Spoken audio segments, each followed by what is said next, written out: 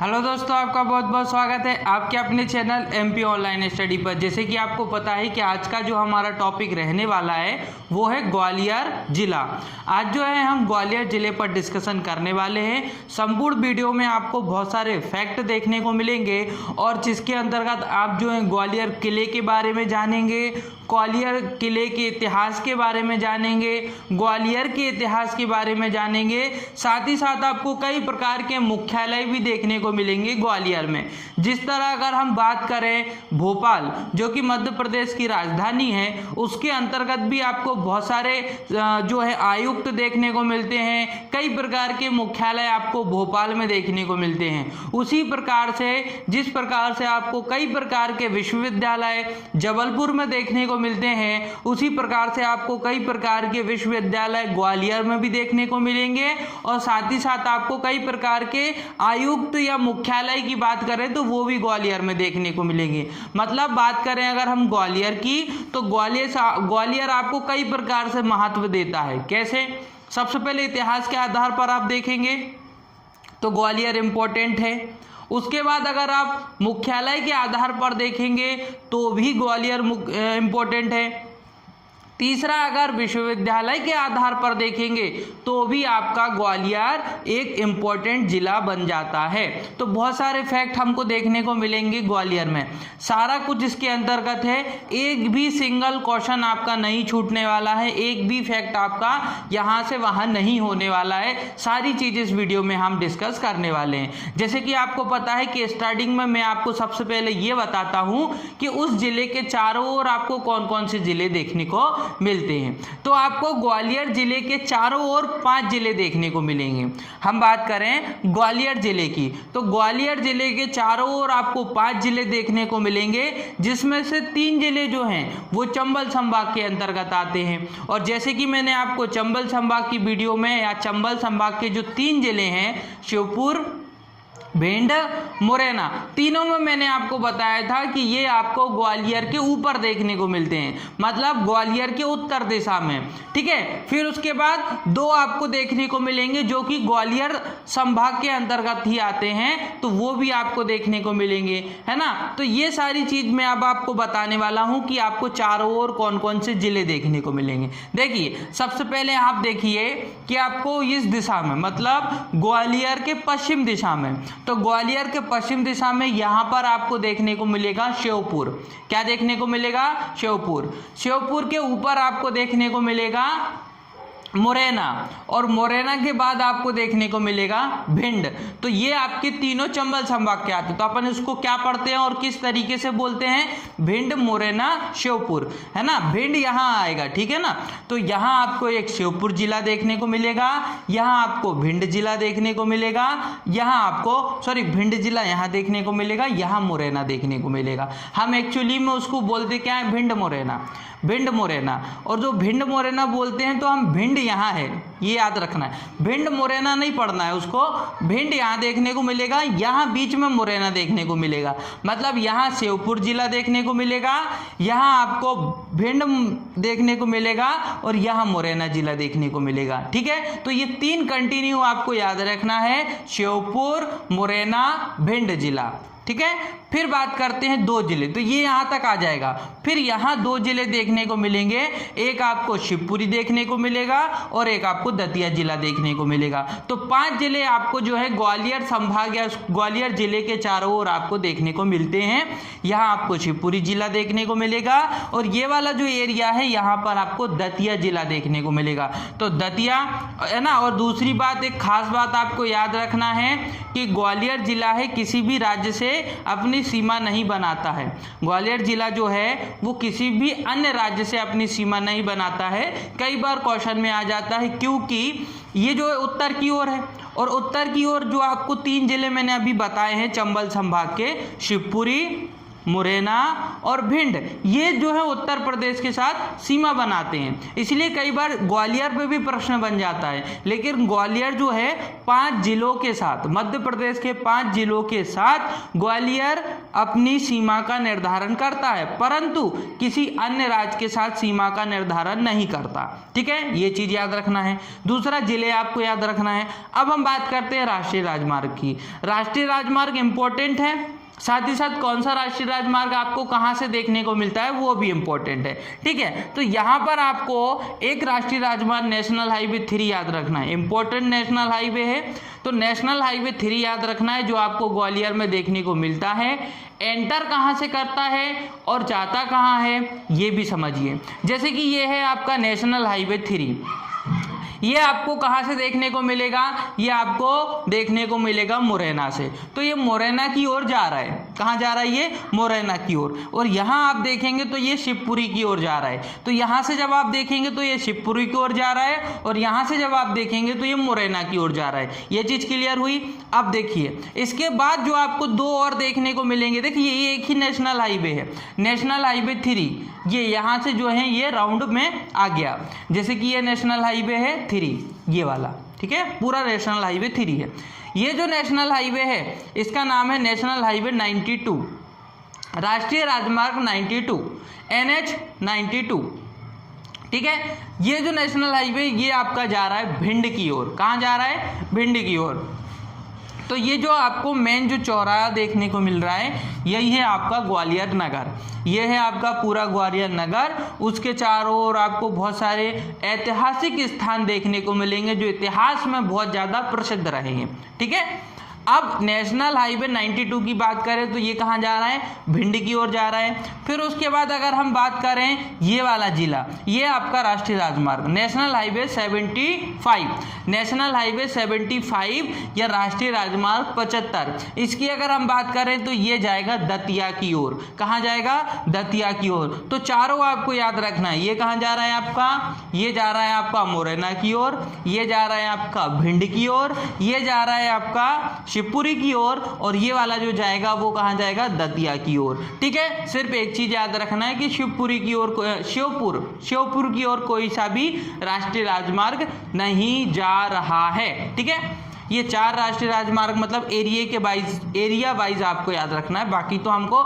National highway में 3 ही याद रखने हैं ग्वालियर जिले के अंतर्गत। एक हमको नेशनल हाईवे 3 याद रखना है, और ना जो कि आपका यहाँ ऊपर उत्तर की ओर देखेंगे तो मुरैना की ओर जा रहा है। ठीक है, और यहाँ देखेंगे तो शिवपुरी की ओर जा रहा है। बाकी एक नेशनल हाईवे 92 भी है और एक नेशनल हाईवे आपका NH 75 भी है। ठीक है, तो ये हो गया आपके नेशनल हाईवे। अब हम बात करते हैं इंपॉर्टेंट क्षेत्र। इंपॉर्टेंट क्षेत्र आपको जो ग्वालियर जिले के अंतर्गत देखने को मिलेंगे, सबसे पहले आप देखिए लश्कर। लश्कर एक छोटा सा क्षेत्र है, और ये लश्कर क्यों प्रसिद्ध है आप समझिए। ये एक छोटा सा क्षेत्र है लश्कर, जो क्यों प्रसिद्ध है, जैसे कि ये ग्वालियर वाला क्षेत्र है। तो ये जो पुराना ग्वालियर है, कोई भी जो क्षेत्र होता है और उसके बाद जब उस जिले में एक नया क्षेत्र विकसित हो जाता है, मतलब एक नई कॉलोनी टाइप की विकसित हो जाती है, तो वो नया ग्वालियर जैसे कि नया क्षेत्र के रूप में विकसित हो जाता है। जैसे कि आप समझिए ये ग्वालियर प्रमुख क्षेत्र, अगर हम बात करें तो ग्वालियर का प्रमुख क्षेत्र है, ये मुख्य क्षेत्र है ये। लेकिन इसके बाद ये जो नेशनल हाईवे पार करने के बाद यहाँ एक क्षेत्र है जिसका नाम है लश्कर। वो लश्कर भी है जो अभी वर्तमान समय में प्रसिद्ध है। ठीक है, विकसित हो रहा है, इसीलिए हम इसको क्या बोलते हैं, नया ग्वालियर। तो नया ग्वालियर के नाम से लश्कर क्षेत्र को जाना जाता है। ठीक है, तो ये ग्वालियर है और ऊपर आपको लश्कर देखने को मिलेगा। ये जो लश्कर है इसको हम नया ग्वालियर के रूप में जानते हैं। बस इतना ही ये इंपॉर्टेंट है। ठीक है, फिर बात करते हैं सरोदघर। सरोदघर, अब आपको सरोदघर कहाँ देखने को मिलेगा, ये देखिए नेशनल हाईवे 3 के पास में ही आपको क्या देखने को मिलेगा, सरोदघर। सरोदघर इसलिए इम्पोर्टेंट है क्योंकि उस्ताद हाफिज अली खां का घर है यहाँ पर। उस्ताद हाफिज अली खान का यहाँ पर आपको घर देखने को मिलेगा, इसलिए आपका सरोद घर जो है इंपॉर्टेंट है। तो सरोद घर आपको याद रखना है, उस्ताद हाफिज अली खां का आपको घर देखने को मिलेगा। तो कभी कभी एग्जाम जो है कि ये क्यों प्रसिद्ध है या यहाँ पर क्यों इस चीज के लिए प्रसिद्ध है, तो ये जैसे किशोर कुमार के लिए प्रसिद्ध है खंडवा, तो उस आधार पर भी कई बार प्रश्न पूछ लिया जाता है। तो सरोद घर किसके लिए हो जाएगा, उस्ताद हाफिज अली खां के लिए ये प्रसिद्ध है क्योंकि ये उनका घर है। ठीक है, फिर बात करते हैं घाटी गांव। घाटी गांव बहुत ज़्यादा इंपॉर्टेंट है क्योंकि अगर आप पर्यटन के आधार पर देखेंगे तो ग्वालियर इंपॉर्टेंट है, क्योंकि पर्यटन मतलब जहां किले देखे जाते हैं, जहां ऐतिहासिक स्थान देखने को मिलते हैं, जहां बहुत सारी प्राचीन चीज़ें आपको देखने को मिलती हैं, वो क्षेत्र हमेशा के लिए पर्यटन क्षेत्र के रूप में विकसित हो जाता है। जैसे कि आप देखेंगे ग्वालियर में आपको एक क्षेत्र देखने को मिलता है घाटी गाँव। घाटी गाँव ये एक अभ्यारण्य है, इसीलिए उसका नाम क्या बन गया है, घाटी गांव अभ्यारण्य। घाटी गांव अभ्यारण्य जो है वो क्यों प्रसिद्ध है, तो वो सोन चिड़िया के लिए प्रसिद्ध है। किस लिए प्रसिद्ध है, सोन चिड़िया के लिए प्रसिद्ध है। घाटी गांव अभ्यारण्य सोन चिड़िया के लिए प्रसिद्ध है। घाटी गांव अभ्यारण्य कहाँ है, तो ग्वालियर में है। ये तीनों पॉइंट याद रखना है। किस लिए प्रसिद्ध है, तो यहाँ पर सोन चिड़िया का संरक्षण किया जाता है, उसको सुरक्षित रखा जाता है। तो ठीक है, तो ये आपको इसके अंतर्गत याद रखना है। घाटी गांव एक अभ्यारण्य है जो ग्वालियर में है, सोन चिड़िया को जो है ये क्या देता है, संरक्षण देता है। ठीक है, फिर बात करते हैं मुरार। मुरार आपको कहाँ देखने को मिलेगा, तो ये देखिए ये है मुरार। मुरार वाला क्षेत्र इसलिए इंपॉर्टेंट है क्योंकि ये छावनी भी है, सैनिक छावनी। जैसे मैंने आपको नीमच में बताया था कि नीमच भी एक क्या थी, प्राचीन समय में एक छावनी थी। मध्य प्रदेश में जो 1857 की क्रांति का विद्रोह जो भारत में हुआ था, उसमें मध्य प्रदेश का जो प्रारंभ हुआ था इस आंदोलन में भाग लेना, वो नीमच छावनी से ही हुआ था। ठीक है, 1857 की जो क्रांति हुई थी, जो विद्रोह हुआ था, उस विद्रोह का प्रारंभ पूरे भारत में तो हो चुका था, लेकिन मध्य प्रदेश में जो हुआ था इसका प्रारंभ, 1857 की क्रांति का प्रारंभ मध्य प्रदेश में जो हुआ था वो हुआ था 3 जून को। और ये जो 3 जून को ये प्रारंभ जो हुआ था वो छावनी में हुआ था, नीमच छावनी। नीमच अभी हमारा वर्तमान में क्या है, जिला है। पहले वो सैनिक छावनी था, मतलब सैनिक जो हुआ करते थे उनका एक प्रमुख क्षेत्र था। उसी तरीके से अगर हम बात करें मुरार की, तो मुरार भी एक सैनिक छावनी रहा है। सैनिक छावनी रहा है मतलब सैनिकों का एक प्रमुख क्षेत्र रहा है प्राचीन समय में, इतिहास में। ठीक है, अभी भी यहाँ पर एक सैनिक छावनी आपको देखने को मिलेगी, सैनिकों का एक प्रमुख केंद्र आपको यहाँ देखने को मिलेगा मुरार में। साथ ही साथ यहाँ पर एक सूर्य मंदिर आपको देखने को मिलेगा। ये मुरार में आपको एक सूर्य मंदिर देखने को मिलेगा। ये जो सूर्य मंदिर है ये उड़ीसा का जो कोणार्क सूर्य मंदिर है उसके हूबहू दिखाई देता है, मतलब उसके जैसा ही ये सूर्य मंदिर है। रूपरेखा में अगर हम बात करें तो ये आपको बिल्कुल जो उड़ीसा का सूर्य मंदिर है, कोणार्क सूर्य मंदिर, उसके जैसा ही दिखाई देखने को मिलता है। उसकी आकृति या रूप रंग की बात करें तो उड़ीसा के कोणार्क मंदिर जैसा ही दिखाई देता है। मुरार में आपको एक सूर्य मंदिर देखने को मिलेगा। साथ ही साथ मुरार में आपको सैनिक छावनी भी देखने को मिलेगी। तो 2 चीज आपको मुरार में याद रखनी है। ठीक है, फिर बात करते हैं ग्वालियर का किला। देखिए जब भी बात होती है ग्वालियर की, तब बात होती है ग्वालियर के किले की। इंपॉर्टेंट है, मोस्ट इंपॉर्टेंट है ग्वालियर का किला, जिसको हम क्या कहते हैं, जिब्राल्टर भी कहते हैं। बहुत सारी चीज़ों, भारत का रत्न या भारत में जो किलों का रत्न भी किसे कहा जाता है, तो वो भी किसको कहा जाता है, ग्वालियर के किले को कहा जाता है। फिर उसके बाद इसको कई प्रकार की संज्ञाएं दी गई हैं, कई प्रकार के इसके नाम रखे गए हैं, वो भी इंपॉर्टेंट है। ग्वालियर का किला, जब भी ग्वालियर की बात होगी तब तब ग्वालियर के किले की इंपॉर्टेंस मैं आपको बताऊंगा। जैसे कि ग्वालियर का किला, इसको बाबर के द्वारा एक संज्ञा दी गई थी, भारत के किले का रत्न। भारत के किलों का रत्न भी किसको कहा जाता है, तो ग्वालियर के किले को कहा जाता है। और ये देखिए आपको यहाँ देखने को मिलेगा ग्वालियर का किला। कभी आप देखेंगे मैप में, देखेंगे आप गूगल मैप में देखेंगे जब आप, तो आपको बहुत विशाल देखने को मिलेगा, है ना। ये ग्वालियर का किला इतिहास के आधार पे तो छोड़िए, आप अभी भी देख लीजिए, अभी भी आप जाइए तो बहुत सुंदर दृश्य आपको ग्वालियर के किले में देखने को मिलेगा। ग्वालियर जो है, ग्वालियर का किला इतिहास के रूप में तो बहुत महत्व रखता है, वर्तमान समय में भी बहुत महत्व रखता है। ठीक है, अब भारत के किलों का रत्न किसे कहा जाता है, तो वो कहा जाता है ग्वालियर के किले को। ये संज्ञा किसने दी है, ये इंपॉर्टेंट है, ये संज्ञा दी गई है बाबर द्वारा। किसके द्वारा दी गई है, बाबर द्वारा। अंडरलाइन कर देता हूं ताकि आपको वो चीज याद रहे, ठीक है। तो ग्वालियर के किले की संज्ञा किसको दी गई है, मतलब भारत के किलों का रत्न किसे कहा जाता है, ग्वालियर के किले को कहा जाता है, और ये संज्ञा बाबर द्वारा दी गई है। साथ ही साथ इसको जो है पूर्व का जिब्राल्टर भी कहा जाता है। ये जो ग्वालियर का किला है इसको क्या कहा जाता है, पूर्व का जिब्राल्टर भी कहा जाता है। देखिए मैंने क्षेत्र भी मैं आपको बता दे रहा हूं, बिल्कुल दक्षिण में देखने को मिलेगा, ग्वालियर जिले में दक्षिण में ग्वालियर का किला देखने को मिलेगा, ठीक है।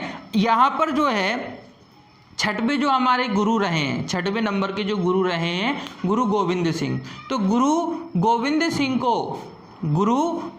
सिंह को है ना, ये जो गुरु रहे हैं हमारे गोविंद सिंह, इनको यहाँ पर जो है कैद भी किया गया था, जहांगीर द्वारा इनको कैद किया गया था। और उसी आधार पे अगर हम बात करें तो उसी आधार पर यहाँ पर किला भी बना है ना, उसी आधार पर यहाँ पर उनके नाम पर जो है एक गुरुद्वारा भी बनाया गया है। तो इसके अंदर आपको एक गुरुद्वारा भी देखने को मिलेगा इस किले के अंतर्गत, क्योंकि इसके अंतर्गत जो है 2 साल तक उनको कैद रखा गया था जहांगीर द्वारा। और उसके पश्चात जो है वहाँ पर अभी वर्तमान में अगर आप देखोगे तो आपको गुरुद्वारा देखने को मिलेगा। तो यहाँ पर एक गुरुद्वारा है, ठीक है, उसका नाम क्या है वो भी मैं आपको बताऊंगा, ठीक है। 2 साल तक इनको कैद रखा गया था, अब वहां पर क्या बना दिया गया है, अब वहां पर गुरुद्वारा बना दिया गया है, ठीक है। पूर्व का जिब्राल्टर भी किसको कहा जाता है, ग्वालियर के किले को कहा जाता है। बहुत सारे फैक्ट हैं, ठीक है। गोपालचल पर्वत इंपॉर्टेंट है, क्यों, क्योंकि अगर हम बात करें कि जो ग्वालियर का किला है, जो उसका क्षेत्र है, वो गोपालचल पर्वत के अंतर्गत आता है। मतलब जो निर्मित किया गया है, ग्वालियर के किले को जो निर्मित किया गया है, जब उसका निर्माण हुआ था तो उसको कहाँ निर्मित किया गया था, उस गोपालचल पर्वत पर ही निर्मित किया गया था। मतलब जहाँ पर इसका ढांचा पूरा आपको देखने को मिलेगा और उसके आसपास का जो क्षेत्र है वो गोपालचल पर्वत है। तो गोपालचल पर्वत है, इसलिए कभी कभी इसका नाम गोपालचल किला भी आ जाता है। तो कंफ्यूज नहीं होना है, अगर गोपालचल किला भी पूछ लिया ना तो वो ग्वालियर का किला ही है, ठीक है, क्योंकि वो गोपालचल पर्वत पर देखने को मिलता है। ग्वालियर किले का पर्वत है, ग्वालियर किला जो है उसका एक पर्वत है, उसका नाम क्या है, गोपालचल पर्वत, जहां पर आपको पार्श्वनाथ जी की 47 फीट ऊंची प्रतिमा देखने को मिलेगी। पार्श्वनाथ जी की आपको 47 फीट ऊंची प्रतिमा देखने को मिलेगी गोपालचल पर्वत में। और इस गोपालचल पर्वत के अंतर्गत जो पर्वत है उसमें ही ग्वालियर का किला आपको देखने को मिलेगा। एक बड़ी दीवार भी आपको देखने को मिलेगी, ग्वालियर के किले में एक बहुत लंबी दीवार भी आपको देखने को मिलेगी। जब आप मैप के थ्रू उसको देखेंगे तो आपको एक बहुत विशाल दीवार देखने को मिलेगी ग्वालियर के किले में, ठीक है। ग्वालियर का इतिहास समझ लीजिए, क्योंकि ग्वालियर के किले की तो महत्व है ही, साथ ही साथ ग्वालियर इतिहास के आधार पर बहुत ज़्यादा इंपॉर्टेंस रखता है। देखिए ग्वालियर का इतिहास की अगर हम बात करें तो ग्वालियर के इतिहास में आपको एक नाम सुनने को मिलेगा, राजा सूरज सिंह। राजा सूरज सिंह द्वारा गोपालचल पर्वत पर ग्वालियर किले का निर्माण किया गया था और ये 6वीं शताब्दी में किया गया था। मतलब इसका जो प्रारंभ हो जाता है, ग्वालियर का इतिहास जो प्रारंभ हो जाता है वो 6वीं शताब्दी से प्रारंभ हो जाता है, क्योंकि जैसे ही यहाँ पर किले का निर्माण होता है ग्वालियर में, ये ग्वालियर का जो क्षेत्र रहा है, यहाँ जैसे ही ग्वालियर के किले का निर्माण होता है ये आ जाता है महत्व में, इसका महत्व बढ़ जाता है। और इसका जो निर्माण किया गया था वो राजा सूरज सिंह द्वारा किया गया था। देखिए हम किसकी बात कर रहे हैं, हम ग्वालियर नगर की बात कर रहे हैं। ग्वालियर नगर जो बसता है ना, कि नगर को किसने बसाया था, ग्वालियर नगर को किसके द्वारा बसाया गया था, हम उसकी बात कर रहे हैं। तो ग्वालियर नगर की अगर हम बात करें तो राजा सूरज सिंह द्वारा गोपालचल पर्वत पर ग्वालियर किले का निर्माण किया गया था। ग्वालियर किले का निर्माण किया गया था 6वीं शताब्दी में किया गया था। तो यह 6वीं शताब्दी इंपॉर्टेंट है और राजा सूरज सिंह द्वारा गोपालचल पर्वत पर, इसीलिए हमने बताया था आपको गोपालचल पर्वत। तो गोपालचल पर्वत पर राजा सूरज सिंह द्वारा इस किले का निर्माण किया गया था। और 9वीं शताब्दी में प्रतिहार वंश, फिर कछवाहा वंश, सबका शासन रहा है। मतलब शासन तो यहाँ कई प्रकार के राजाओं द्वारा जो है यहाँ पर शासन किया गया। प्रसिद्ध किला है, किला सुंदर है, विशाल किला है, जिसके कारण सभी राजाओं की नज़र हुआ करती थी और वो आक्रमण करते थे और जो राजा जीत जाता था उसका जो है उस किले पर अधिकार हो जाता था। तो उसी आधार पर हम देखेंगे तो 9वीं शताब्दी में प्रतिहार वंश, कछवाहा वंश का शासन भी यहाँ पर रहा है। तो जैसे कि आपको प्रतिहार वंश देखने को मिलता है दक्षिण भारत में, जो दक्षिण भारत के जो हमारे शासक रहे हैं ना, प्रतिहार वंश, कछवाहा वंश, चालुक्य वंश, पल्लव वंश, तो ये सारे वंशों के अंतर्गत एक आता है आपका प्रतिहार वंश और कछवाहा वंश एक अलग वंश हो जाता है। ये वंश जो है इन्होंने भी जो है ग्वालियर के किले पर शासन किया है। साथ ही साथ देखेंगे आप 1232 में इल्तुतमिश तथा 1398 में तोमर वंश द्वारा यहाँ पर शासन किया गया है। ठीक है, यहाँ पर इनके द्वारा भी शासन किया गया है। तो देखिए बहुत सारे शासक आए, इंपॉर्टेंट शासन, इल्तुतमिश, समझ रहे हैं आप, इल्तुतमिश द्वारा भी यहाँ पर शासन किया गया है। साथ ही साथ तोमर वंश द्वारा भी यहाँ पर शासन किया गया है ग्वालियर के किले पर या फिर पूरे ग्वालियर के क्षेत्र पर। अच्छा, ये जो तोमर वंश है ना, तोमर वंश में आपको मानसिंह का नाम बिल्कुल याद रखना है। तोमर वंश की बात होगी तो आपको राजा मानसिंह का नाम याद रखना है। राजा मानसिंह द्वारा भी यहाँ पर क्या किया गया है, शासन किया गया है। इंपॉर्टेंट है, तोमर वंश में अगर हम बात करें तो राजा मानसिंह इंपॉर्टेंट है। ठीक है, तो तोमर वंश, और डेट याद रखना है आपको, 1232 में इल्तुतमिश द्वारा और 1398 में तोमर वंश द्वारा यहाँ पर शासन किया गया है। और जब तोमर वंश चल रहा था उस समय अगर हम बात करें तो एक इम्पोर्टेंट राजा जो आए हैं तो वो राजा आए हैं मानसिंह। ठीक है, ये आपको इतना इसमें याद रखना है। ग्वालियर में आप देखें ग्वालियर की स्थापना, ये ग्वालियर का किले का इतिहास था। ग्वालियर के किले का इतिहास मैंने आपको बताया है किसके द्वारा। अब आप समझिए ग्वालियर की स्थापना अलग हुई है और ग्वालियर किले की स्थापना अलग हुई है। दोनों में कंफ्यूज नहीं होना है, हम कई बार कंफ्यूज हो जाते हैं। मैं बोल रहा हूँ ग्वालियर किले की स्थापना, ये लिखा हुआ है ग्वालियर किला निर्मित किया गया, ग्वालियर किला निर्मित किया गया किसके द्वारा, सूरज सिंह द्वारा 6वीं शताब्दी में, ये अलग चीज है। और वहीं अगर हम बात करें कि ग्वालियर नगर की, ग्वालियर नगर, तो ग्वालियर नगर की स्थापना की गई थी सूरज सिंह द्वारा 8वीं शताब्दी में। ठीक है, किसके द्वारा, सूरज सिंह द्वारा इनकी जो है 8वीं शताब्दी में उस नगर की, पहले किला आया फिर नगर आया, तो पहला किला आया फिर उसके बाद नगर की स्थापना हो गई। वहां पर गोबल ऋषि, एक गोबल ऋषि रहे, गोपाल हैं, सॉरी गोबल नहीं, गोपाल ऋषि रहे हैं। यहाँ पर क्या रहे हैं, गोपाल ऋषि के आधार पर इसका नाम ग्वालियर पड़ा है। गोपाल ऋषि रहे हैं, एक प्रसिद्ध ऋषि रहे हैं ग्वालियर क्षेत्र के, और उन्हीं के आधार पर जो है इसका नाम ग्वालियर पड़ा है, इस पूरे क्षेत्र का नाम ग्वालियर पड़ा है।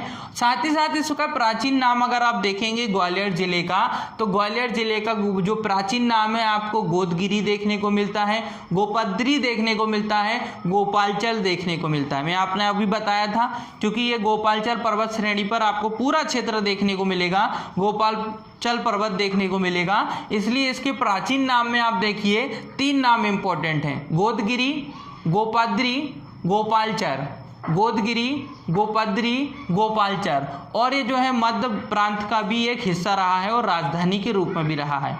मध्य प्रांत की ये राजधानी रहा है। मध्य प्रांत मतलब जो प्रांत चलते थे ना, पहले प्रांत हुआ करते थे, तो जिस समय प्रांत हुआ करते थे उस समय एक मध्य प्रांत भी था, तो मध्य प्रांत की राजधानी रहा है। जैसे कि वर्तमान में मध्य प्रदेश की राजधानी भोपाल है, उसी आधार पर जब प्रांत चलते थे तो मध्य प्रांत हुआ करता था और मध्य प्रांत की राजधानी ग्वालियर हुआ करता था। अब ग्वालियर के पूरे क्षेत्र में क्या क्या इंपॉर्टेंट आपको देखने को मिलेगा, ग्वालियर के पूरे क्षेत्र में आपको क्या क्या पूरी चीज इंपॉर्टेंट देखने को मिलेगी, तो वो देखिए आकर्षण केंद्र समझिए।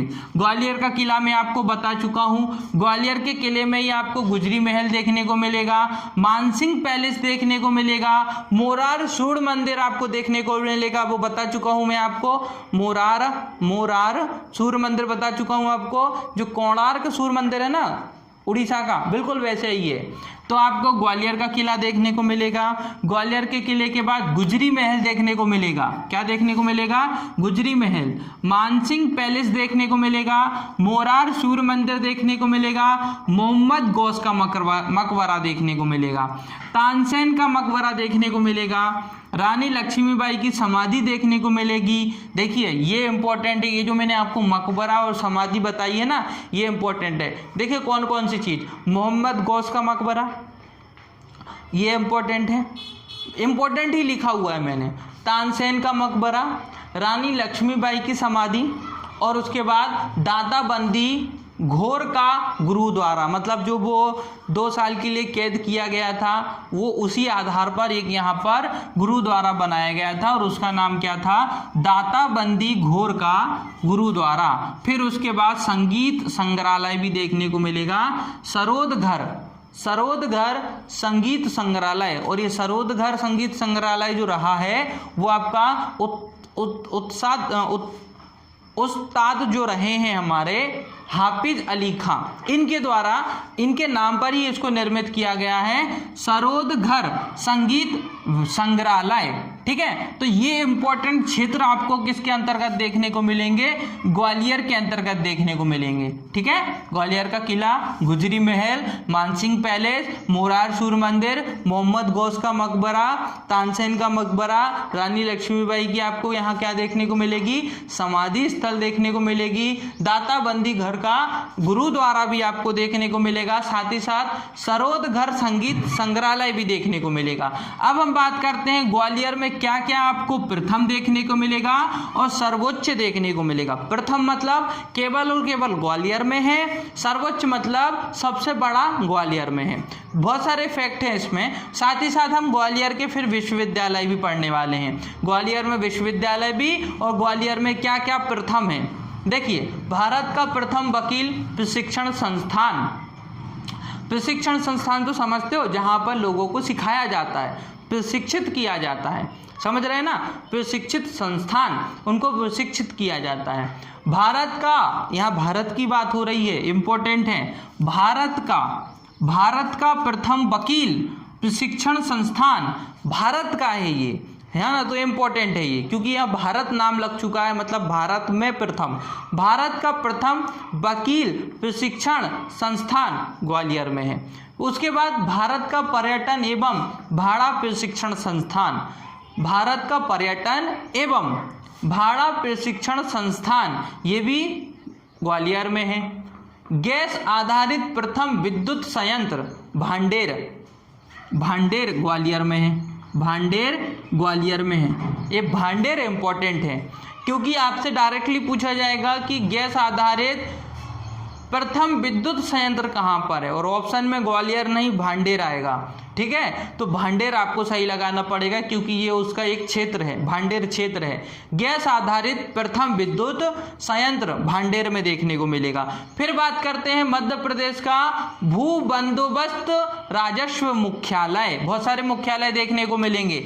मध्य प्रदेश का भू बंदोबस्त राजस्व मुख्यालय, राजस्व मतलब जो पैसा आता है ना, वो भूमि से जो पैसा आता है, भू बंदोबस्त से जो पैसा आता था, उसका मुख्यालय भी आपको कहाँ देखने को मिलेगा? वो भी आपको ग्वालियर में देखने को मिलेगा। तो मध्य प्रदेश का भूमि बंदोबस्त, या हम इसको भू की जगह भूमि भी बोल सकते हैं, भूमि बंदोबस्त राजस्व मुख्यालय या राजस्व का मुख्यालय आपको कहाँ देखने को मिलता है? तो वो भी ग्वालियर में देखने को मिलता है। मध्य प्रदेश का महालेखाकार मुख्यालय, मध्य प्रदेश का महालेखाकार मुख्यालय, जहां लेखाकार मतलब महालेखाकार, लेख जोख जितना भी जो होता है कारोबार मध्य प्रदेश का, उसका आपको मुख्यालय कहां देखने को मिलता है? लेख जोख का, जहां पूरी लिखा पढ़ी होती है। तो मध्य प्रदेश का महालेखाकार मुख्यालय ये भी ग्वालियर में देखने को मिलेगा। मध्य प्रदेश का परिवहन आयुक्त, आयुक्त जो होता है एक तरीके का आपका मध्य प्रदेश का परिवहन, जितने भी परिवहन से संबंधित है ना, तो मध्य प्रदेश का परिवहन आयुक्त का मुख्यालय, तो ये भी आपको कहाँ देखने को मिलेगा? ये भी आपको ग्वालियर में देखने को मिलेगा। तैरता हुआ रंगमंच वेताताल में देखने को मिलेगा, और ये कहाँ है? ग्वालियर में है। तो तैरता हुआ रंगमंच भी आपको ग्वालियर में देखने को मिलेगा। मध्य प्रदेश परिवहन आयुक्त का मुख्यालय भी आपको ग्वालियर में देखने को मिलेगा। तो ठीक है, आपको मुख्यालय भी याद रखना है, आयुक्त भी याद रखना है। रिवाइज कर देंगे ताकि आप उसमें कंफ्यूज ना हो। मध्य प्रदेश का प्रथम वकील प्रशिक्षण संस्थान ग्वालियर में है। भारत का पर्यटन, ये भी भारत का ही है, भारत का पर्यटन एवं भाड़ा प्रशिक्षण संस्थान ग्वालियर में है। गैस आधारित प्रथम विद्युत संयंत्र भांडेर ग्वालियर में है। ठीक है, मध्य प्रदेश का भू बंदोबस्त राजस्व मुख्यालय ग्वालियर में है। मध्य प्रदेश का महालेखाकार मुख्यालय ग्वालियर में है। मध्य प्रदेश का परिवहन आयुक्त मुख्यालय ग्वालियर में है। तैरता हुआ रंगमंच, ये सब ग्वालियर में देखने को मिलेगा। अब बात करते हैं प्रमुख इसके विश्वविद्यालय। विश्वविद्यालय ग्वालियर के विश्वविद्यालय की बात करें तो जीवाजी राव सिंधिया विश्वविद्यालय देखने को मिलेगा। सिंधिया परिवार का पूरा शासन आपको कहाँ देखने को मिलता है? ग्वालियर क्षेत्र के आसपास देखने को मिलता है। तो जीवाजी राव विश्वविद्यालय, राजराजे विजयराजे सिंधिया कृषि विश्वविद्यालय, है ना, ये एक ही शासन एक ही परिवार के रहे हैं, है ना। तो ये आपको जीवाजी राव विश्वविद्यालय, पहला तो आपको जीवाजी राव विश्वविद्यालय याद रखना है, वो तो याद रहेगा आपको, वैसे भी ऑलरेडी आपको याद होगा, इंपॉर्टेंट है क्योंकि जीवाजी राव विश्वविद्यालय राजराजे विजयराजे सिंधिया, राजराजे विजयराजे सिंधिया कृषि विश्वविद्यालय, पूरा नाम याद रखना इंपॉर्टेंट है क्योंकि कभी करेक्शन में भी पूछा जा सकता है। ठीक है ना, पूरा भी आपको याद रखना जरूरी है। राजराजे विजयराजे सिंधिया कृषि विश्वविद्यालय, ये आपको कहाँ देखने को मिलेगा? ग्वालियर में देखने को मिलेगा। मानसिंह तोमर कला एवं संगीत विश्वविद्यालय, तोमर वंश के रहे हैं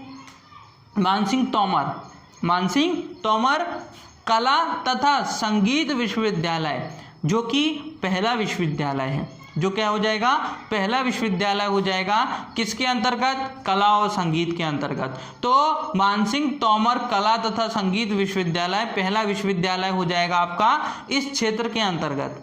ठीक है, किसके? कला और संगीत के अंतर्गत। ठीक है, तो ये आपको याद रखना है। राजा मानसिंह तोमर कला, जो कि तोमर वंश के रहे हैं, देखिए हमने यहाँ पर पढ़ा था। ठीक है, फिर उसके बाद सर्वाधिक सिंचित जिला, जैसे कि सबसे कम सिंचित जिला मैंने आपको भिंड बताया था, सबसे कम सिंचित जिला है। उसी प्रकार से सर्वाधिक सिंचित जिले की अगर हम बात करें तो सर्वाधिक सिंचित जिला देखने को मिलता है हमको ग्वालियर। भारतीय सूचना प्रशिक्षण संस्थान, इसका भी अभी मुख्यालय, संस्थान की स्थापना भी आपको ग्वालियर में देखने को मिलेगी। किसकी?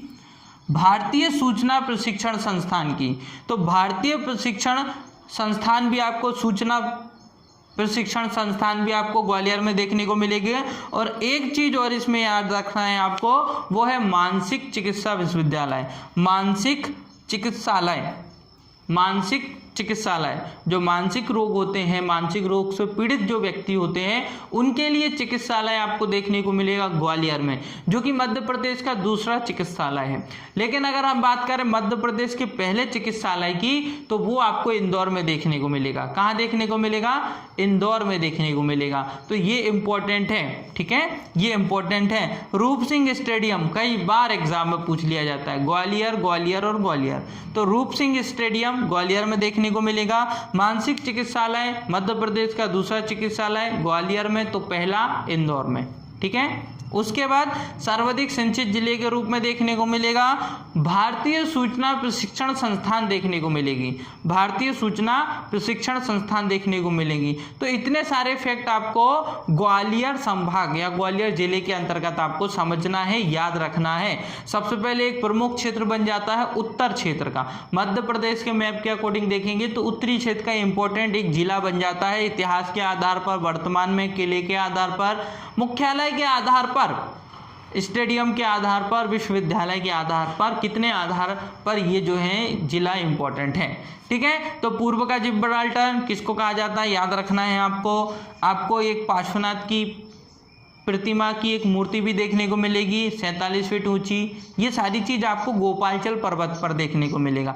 भूगोल के आधार पर आप गोपालचल पर्वत याद रख सकते हैं। ठीक है, ग्वालियर किला बाबर द्वारा इसको भारत के किलों का रत्न कहा गया है, तो ये आपको याद रखना है। बहुत सारे इंपॉर्टेंट फैक्ट हैं जो आपको ग्वालियर संभाग से याद रखना है। तो इसी के साथ आज की वीडियो हमारी यही समाप्त होती है। अगर आज की वीडियो आपको पसंद आई हो तो वीडियो को लाइक करें, हमारे चैनल को सब्सक्राइब करें और जितना हो सकता है हमारी वीडियो को आपके फ्रेंड सर्कल तक शेयर करें। ओके दोस्तों, thank you, thanks for watching.